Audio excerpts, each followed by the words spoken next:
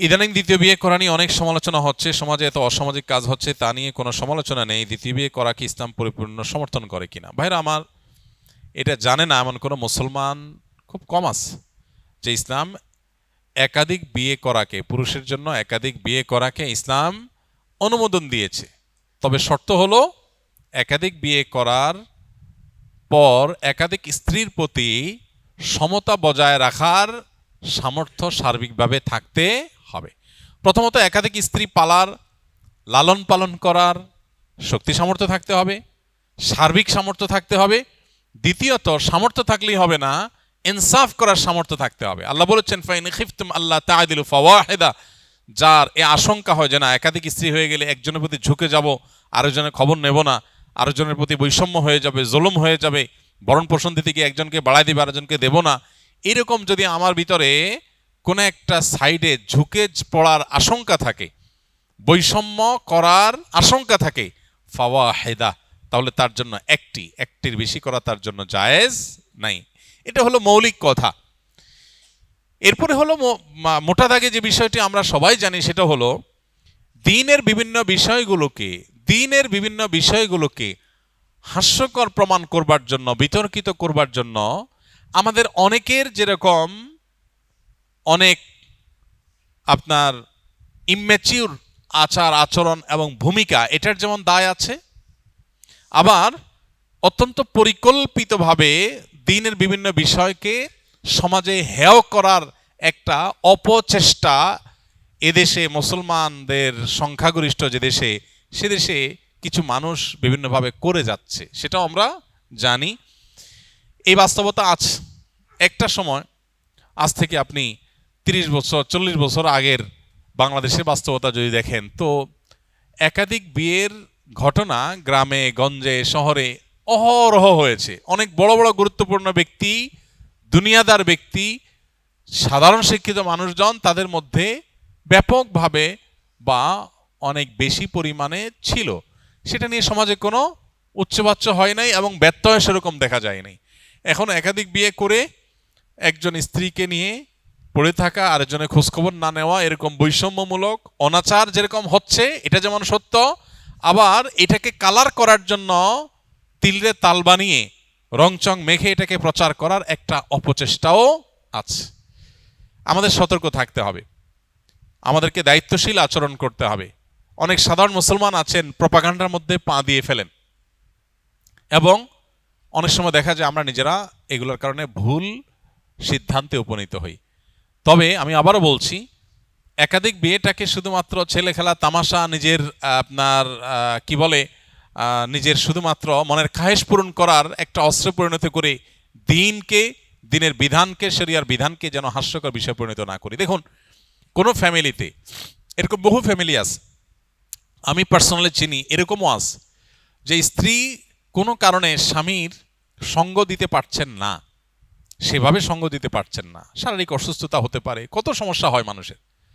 এখন রাস্তা দুইটা, এক হলো এতদিন যে মানুষটা পরম যত্নে আগলে রেখেছেন, সময় দিয়েছেন, সে মানুষটা এখন নানা কারণে, অসুস্থতার কারণে তিনি অপারগ হয়ে গেছেন, কিন্তু পুরুষ লোকটার তখনও পর্যন্ত তার আল্লাহ রাব্বুল আলামিন সে সার্বিক সক্ষমতা রেখেছেন, তার সে নিড প্রয়োজন আছে। এখন রাস্তা দুইটা, হয় সে আরেক বিয়ে করবে, আর না হলে এই স্ত্রীকে তালাক দিয়ে তারপর বিয়ে করবে। রাস্তা দুইটা, কারণ তার নিজের চরিত্রকে হেফাজত করতে হবে। তার চরিত্রকে হেফাজত না করে যেখানে সেখানে তার চরিত্রকে যে নষ্ট করে বেড়ায়, ধ্বংস করে বেড়ায়, সমাজ ধ্বংস হবে, সে ধ্বংস হবে। এবং সবচেয়ে বড় কথা হলো সাংসারিক জীবনের সুখ থেকে বঞ্চিত হবে। আল্লাহ তাআলা হারামে সে সুখ রাখেন নাই, আল্লাহ হালালের মধ্যে যে সুখ রেখেছেন এটা থেকে সে বঞ্চিত হবে। তো এক্ষেত্রে প্রথম স্ত্রী দেখা যায় স্বপ্রণোদিত হয়ে চান যে স্বামীর এই ক্রাইসিসটাতে এটা যেন দূর হয়, তার জন্য কোনো পজিটিভ উদ্যোগ নেই, স্ত্রী চান। তো এরকম আরো বহু অপশন আছে যে অপশনগুলোতে একাধিক বিয়ে করার দরকার হয়।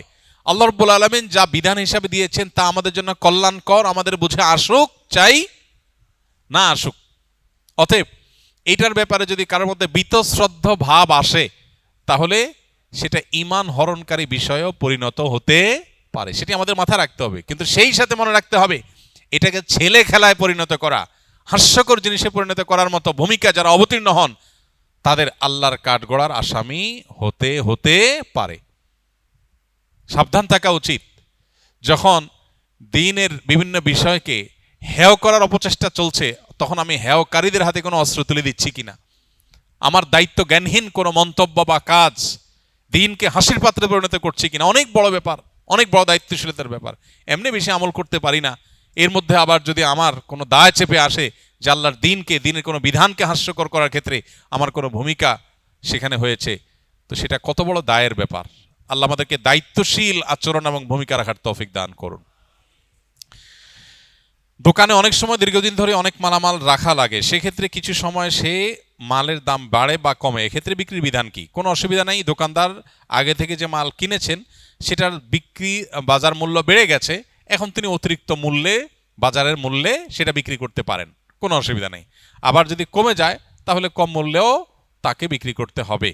অর্থাৎ আমি যে দামে কিনেছি ওই দাম অনুযায়ী আমাকে বিক্রি করতে হবে, নট নেসেসারি আমি বাজারের দর হিসাবে বিক্রি করব, তাতে শরিয়ার দৃষ্টিকোণ থেকে কোনো অসুবিধা নেই। যিনি নামাজ পড়েন না কিন্তু কোরবানি দেন, তার কোরবানি কবুল হবে কিনা? নামাজ পড়ে না কিন্তু নামাজ আল্লাহর পক্ষ থেকে ফরজ, সেই বিশ্বাস আছে, নামাজ না পড়ার কারণে তার মধ্যে অপরাধ বোধও কাজ করে, সে তাগাদা অনুভব করেন, এরকম ব্যক্তি যদি হয় তাহলে এই আল্লাহর বান্দা কোরবানি করলে কোরবানির আমলটা হবে, হবে না এরকমটি বলা কঠিন। কিন্তু তার উচিত কোরবানির চাইতে নামাজের গুরুত্ব বেশি দেওয়া। যিনি কোরবানি দিচ্ছেন কিন্তু নামাজ পড়ছেন না, তিনি কেন কোরবানি দিচ্ছেন? যদি আল্লাহর সন্তুষ্টির জন্য হয় তো আল্লাহ তো কোরবানি দিলে যতটুকু খুশি হবে তার চেয়ে হাজার লাখো গুণ বেশি খুশি হবে নামাজ পড়লে, যেটাতে টাকা পয়সা খরচ হবে না, এত কষ্টও হবে না। তো সেই জিনিসটা না করে তিনি কেন কোরবানি দিচ্ছেন? হতে পারে যে সামাজিকতার কারণে, ফ্রেশ গোশত আহরণের উৎসবে সামিল হওয়ার জন্য, এইসব যদি হয় তাহলে এটা তো সামাজিক কোরবানি, শরঈ বা দ্বীনি কোরবানি না। তো এই সমস্ত ভাইদের উচিত নামাজের গুরুত্ব আরও বেশি করে বোঝা এবং তাদেরকে দাওয়াত দেওয়া। তবে তিনি যদি আল্লাহকে সন্তুষ্ট করার উদ্দেশ্যে করেন, তার ওই আমল এটার কারণে কবুল হবে না, এরকম কথা বলা কঠিন। ব্যবসা কিভাবে হালাল, ব্যবসা ক্ষেত্রে শরিয়া কি বলে, ব্যবসা ক্ষেত্রে শরিয়ার মূলনীতি কি? এটা তো 2 ঘন্টার লেকচারের বিষয়, আমরা শুধুমাত্র কয়েক সেকেন্ডে যে জিনিসটা বলতে চাই সেটা হলো, ব্যবসাকে আল্লাহ তাআলা হালাল করেছেন। আল্লাহ বলেছেন আহাল্লাল্লাহুল বাইআ ওয়া হাররামার রিবা, আল্লাহ ব্যবসাকে হালাল করেছেন, বিধায় আমরা ব্যবসার মানসিকতা লালন করব।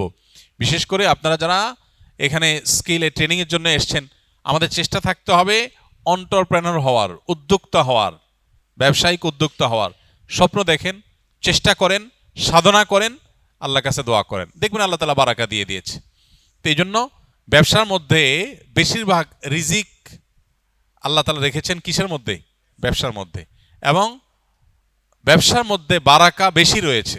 এই জন্য ব্যবসার মানসিকতা থাকা উচিত। এর মানে এই না যে চাকরি করা জায়েজ নাই, চাকরি করা জায়েজ আছে।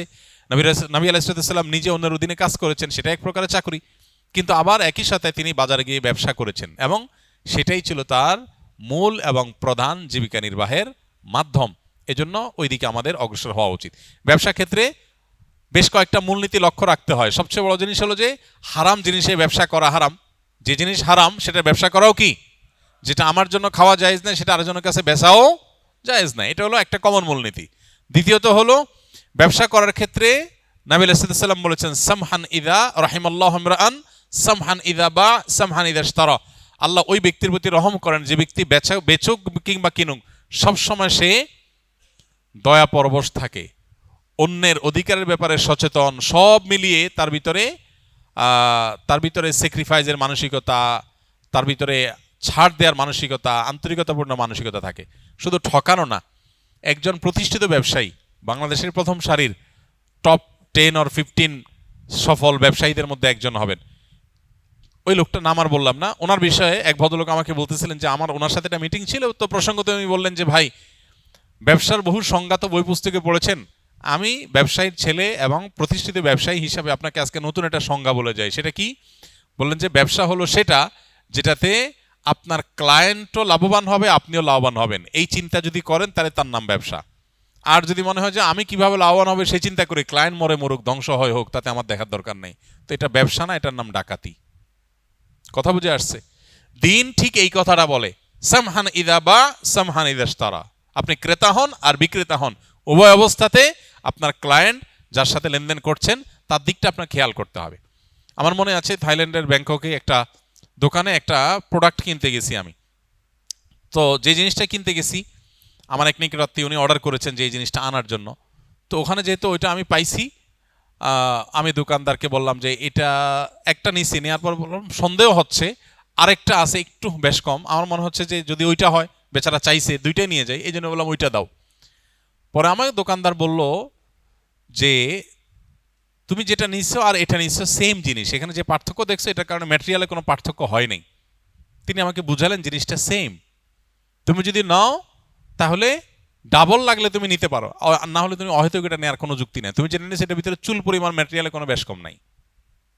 শেষ পর্যন্ত আমি এটা কিনতেই পারলাম না, সে আমাকে এমনভাবে বুঝাইলো, দোকান থেকে বেরিয়ে করে দিল যে তুমি নিলে দুইটা নাও, লাগলে সেটা ভিন্ন কথা, কিন্তু যেটা নিছো আরেকটা নিতে আসছো একটু লেখা বেশ কমের কারণে, এই লেখার কারণে ম্যাটেরিয়ালে কোনো পার্থক্য হয় নাই, জিনিস সেম, অযথা তুমি কেন টাকা নষ্ট করবা। আমাকে সে কিনতেই দেয় নাই, আমি বাইরে চলে আসছি। একজন অমুসলমান, একজন ভিন্ন ধর্মাবলম্বী, সে তার দোকান থেকে, আমি একজন ভিনদেশী, সে আমাকে প্রোডাক্টটা বিক্রি করলো না। দিন যে জিনিসটাকে বলে দুর্ভাগ্যজনক বাস্তবতা আমাদের মুসলমানদের থেকে আজকে চলে গেছে, সেটা আমরা মুখে মুখে বলি, আমলে নেই। তো আপনারা ইনশাআল্লাহ কর্মক্ষেত্রে বিভিন্ন ক্ষেত্রে উদ্যোক্তা হয়ে উঠবেন। টাকা না খেয়ে থাকলেন, টাকা কম কামাই করলেন, উপার্জন কম হলো, কিন্তু কখনো কোনো মানুষের ক্ষতি যেন আমার দ্বারায় না হয়। আল্লাহ আমাদেরকে সেটা করার তৌফিক দান করুন। তো ব্যবসার মূলনীতিগুলো বোঝার জন্য ব্যবসা শুরু করার আগে ব্যবসা সংক্রান্ত বিধিবিধানগুলো আলাদা জেনে নিতে হবে, আলাদা কোর্স করে নিতে হবে।